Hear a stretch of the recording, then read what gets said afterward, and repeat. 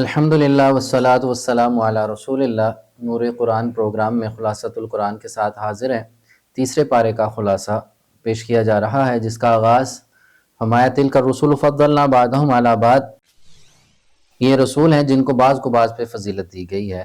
نبوت میں تمام انبیاء علیہم السلام یکساں ہیں، فضائل میں، مناقب میں، درجات میں، مدارج میں اللہ نے ایک دوسرے سے فضیلت رکھی ہے، اور تمام رسولوں میں آقا کریم صلی اللہ علیہ وسلم کو سب سے زیادہ فضیلت عطا فرمائی، عزت، توقیر، شان عطا فرمائی ہیں۔ جتنی شان، تعظیم، توقیر اللہ نے سارے نبیوں کو عطا فرمائی، ان تمام کو جمع کر لیے جائے، سب سے بڑھ کے اللہ نے اپنے محبوب علیہ الصلوۃ والسلام کو عزتیں عطا فرمائی، شان عطا فرمائی، فضیلت عطا فرمائی ہے۔ اور سورہ بقرہ کی انہی آیات میں تیسرے پارے کے آغاز میں آیت الکرسی کو ذکر کیا گیا، جس میں اللہ کی وحدانیت، اللہ کی قدرت، اللہ کی شان کبریائی، اور آخر میں شفاعت کا اذن کا حکم دیا گیا۔ اس کی فضیلت بہت زیادہ ہے۔ ہر نماز کے بعد اس کو پڑھنے کی فضیلت یہ ہے کہ آقا کریم صلی اللہ علیہ وسلم نے ارشاد فرمایا، جو شخص آیت الکرسی پڑھتا ہے فرض نماز کے بعد، اللہ تعالیٰ اسے جنت عطا فرمائے گا۔ اور اسی طرح ہر شر سے بچنے کے لیے آیت الکرسی ہے، جنات سے حفاظت کے لیے آیت الکرسی کی تلاوت بہت زیادہ مجرب ہے۔ رات سونے سے پہلے اس کی تلاوت کی جائے تو ہر شر سے انسان محفوظ رہتا ہے۔ یہ ہمہ وقت پڑھتے رہنا چاہیے، اس کی بہت سی زیادہ فضیلت ہے۔ اسی طرح اگلی آیات میں ہم چلتے ہیں تو 253 میں صدقہ و خیرات کا تذکرہ فرمایا گیا کہ اللہ کی راہ میں خرچ کیسے کرنا ہے۔ فرمایا جہاد کرنے والے اور علم دین سیکھنے والے وہ افراد جن کا شب و روز صرف انہی کاموں میں گزرتی ہے، تو ان پہ خرچ کیا جائے، ان پہ خرچ کرنے کا تذکرہ فرمایا گیا۔ اسی طرح اگلی آیات میں 274 نمبر آیت میں فرمایا سود خور کی مثال ایسے ہے کہ جس کو شیطان نے مست کر دیا گیا سود کی حرمت پہ، اور بہت سخت وعید آئی ہے۔ یہ جو سود خور ہے اعلان جنگ کیا گیا ہے، اور اس کی حرمت کے حوالے سے آقا کریم صلی اللہ علیہ وسلم نے بڑے سخت احکام ارشاد فرمائے ہیں۔ اس کا مطلب کیا ہے؟ سود ایک ظلم ہے جس سے پسی ہوئی انسانیت دوچار ہوتی ہے، تو انسانیت کو بچانے کے لیے سود کے اوپر سخت سے سخت احکام شریعت مطہرہ نے ذکر کیے ہیں۔ اللہ کرے کہ ہمارا نظام سود سے پاک ہو جائے، اور بینکنگ سسٹم سود سے پاک ہو جائے، اسلامک بینکنگ اللہ عطا فرمائے ملک پاکستان میں۔ اس کے بعد آخری آیات میں مالی معاملات میں، تجارت میں، لین دین کے معاملات کا تذکرہ کیا گیا۔ جب بھی کسی سے لین دین کریں تو لکھ لیا کریں، پھر اس پہ 2 گواہ ذکر کر لیا کریں، ایک مرد تو 2 عورتیں، یا 2 مرد موجود ہوں تو وہ گواہی کا تذکرہ فرمایا گیا۔ میں جب کسی کو گواہی کے لیے کہا جائے تو خوش دلی سے گواہی دے، اور کسی کو گواہی کے لیے پریشرائز نہ کیا جائے، اور جبرن گواہی نہ لی جائے، جھوٹی گواہی نہ لی جائے، اور اس پہ ظلم نہ کیا جائے۔ اگر ایسا ظلم کسی گواہ کے ساتھ کیا جائے گا تو اس پہ بھی عذاب ہے۔ یہ تمام احکامات ان آیات میں تذکرہ کیا گیا۔ اور سورہ بقرہ کی آخری آیات میں دعائیں ذکر کی گئی ہیں۔ ان آخری رکوع کو پڑھنے کی بہت زیادہ فضیلت ہے، ان دعاؤں کی بہت زیادہ فضیلت ہے، بطور وظیفہ پڑھنے کی بہت زیادہ فضیلت ہے۔ اور یہ سورۃ بقرہ کے احکام تھے۔ اس کے بعد تیسری سورت جو ہے وہ سورہ آل عمران ہے۔ اس میں آغاز میں ہی 2 قسم کی آیات کو ذکر کیا گیا، محکم اور متشابہات۔ محکم آیات وہ ہوتی ہیں جس کے اندر واضح احکام ہیں، حلال حرام کے، عبادات کے، معاملات کے تذکرہ کیا جاتا ہے، وہ محکم آیات ہیں، ان میں واضح حکم ہے، اس پہ عمل کرنا لازم ہے۔ متشابہ آیات وہ ہوتی ہیں جس پہ ایمان لانا تو لازم ہے، لیکن اس کا معنی و مفہوم اللہ اس کے رسول کے سوا کوئی نہیں جانتا۔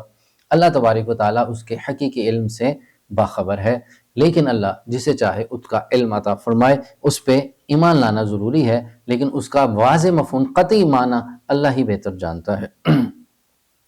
اس کے بعد آیت نمبر 14 میں بتایا گیا کہ انسان کے لیے ان عورتیں، بیٹے، اور سونا چاندی، مال و زر، گھر بار، بڑی گاڑیاں، محلات، ساری آزمائش ہیں۔ یہ متاع دنیا ہے، یہ متاع زیست ہے، اور آخرت کا ٹھکانہ بہترین ہے۔ یہ نہ ہو، اشارہ یہ کیا جا رہا ہے، اشارت الناس سے بتایا جا رہا ہے کہ تم اپنی محبت کا مرکز صرف یہ اپنی بیویوں، اپنے بیٹوں، اپنی بیٹیوں کو نہ سمجھو، مال و زر کو، اپنے محلات کو، بینک بیلنس کو نہ سمجھو، بلکہ محبت کا اصل مرکز اللہ اس کے رسول کی ذات ہے۔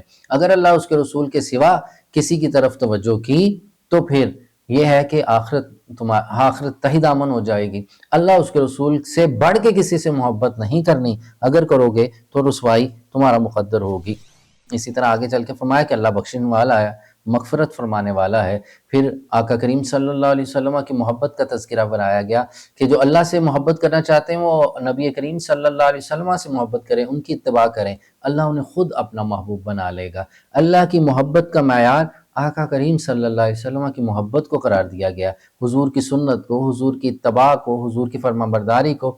عشق مصطفیٰ ہی عشق خدا ہے، اور جو حضور سے جتنی محبت کرتا ہے اللہ اس سے اتنی محبت کرتا ہے۔ کیوں؟ اللہ تبارک و تعالیٰ اپنے حبیب سے بہت محبت کرتے ہیں، تو جو حضور سے محبت کرتا ہے اللہ بھی اس سے محبت فرماتا ہے۔ اس سے اگلی آیات میں 26 اور 27 نمبر میں اللہ کی شان جلالت کو ذکر کیا گیا۔ وہ مالک ہے، مالک الملک ہے، جسے چاہتا ہے بادشاہت دیتا ہے، جسے چاہتا ہے چھین لیتا ہے، واپس لے لیتا ہے، جسے چاہتا ہے عزت دیتا ہے، جسے چاہتا ہے اس کے اعمال کے سبب اسے رسوا بھی کر دیتا ہے۔ وہ قادر و قیوم ہے، وہ ہر چاہے پہ قادر ہے۔ اللہ کی شان کبریائی کو بیان کیا گیا۔ آیت نمبر 35 میں سیدہ مریم سلام اللہ علیہا کے پیدائش کا ذکر ہے، ان کے واقعے کا ذکر ہے کہ ان کی والدہ نے نظر مانی تھی کہ میرے ہاں جو بھی اولاد ہوگی میں انہیں اللہ کے گھر کے لیے وقف کر دوں گی، بیت القدس کے لیے وقف کر دوں گی۔ سیدہ مریم دنیا میں تشریف لاتی ہیں تو انہوں نے اپنی نظر کو پورے کرتے ہوئے جب بیت القدس کے لیے وقف کر دیا گیا، حضرت زکریا علیہ السلام نے ان کی حفاظت پہ معمور رہے، ان کے لیے ایک خاص حجرہ مقرر کر دیا گیا جس میں وہ عبادت کرتی تھی۔ حضرت زکریا علیہ السلام اللہ کے نبی، وہ اپنی جگہ عبادت کیا کرتے تھے۔ ایک روز جب تشریف لائے تو سیدہ مریم کے حجرے میں بے موسم کے پھل دیکھے تو پوچھا یہ کہاں سے آئے ہیں؟ تو انہوں نے کہا یہ میرے رب کی عطا ہے، میرے رب کی جانب سے ہیں۔